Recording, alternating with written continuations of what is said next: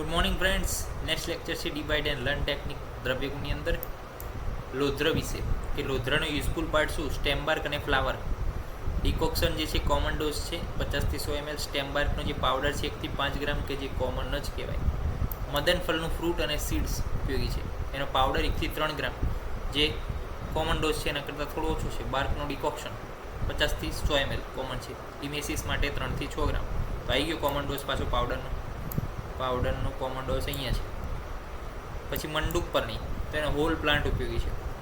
Okay, એશિયાટિકા, સેન્ટેલા એશિયાટિકા મંડુક પરની, એ ટાઈપનું નામ છે મે બી. તો પાવડર 3 થી 6 ગ્રામ અને જ્યુસ જે છે 10 થી 20 ml કોમન ડોઝ છે બંને. મંજિષ્ટાના રૂટ ઉપયોગી છે, તો પાવડર 1 થી 5 ગ્રામ કે જે કોમનની નજીક છે. ડિકોક્શન 50 થી 100 ml, તો એમાં પણ કોમન યાદ રાખી શકાય. મરીચનું ફ્રૂટ અને રૂટ ઉપયોગી છે, પાવડર 0.5 થી 1 ગ્રામ. કેમ?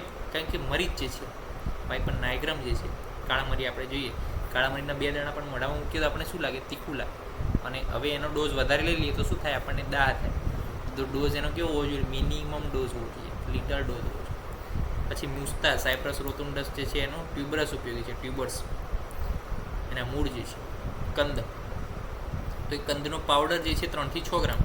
ડિકોક્શન 50 થી 100 ml કે જે કોમન જ છે.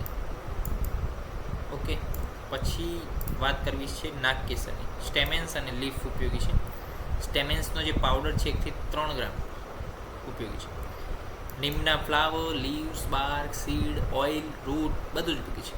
તો બાર્કનો જે પાવડર છે 2 થી 4 ગ્રામ, જ્યુસ 10 થી 20 ml, સીડનું ઓઇલ જે છે 5 થી 10 ડ્રોપ્સ. તો બધું જ જે છે કોમન ડોઝની શું છે? નજીક છે. નિર્ગુંડીના લીફ, રૂટ અને સીડ ઉપયોગી છે.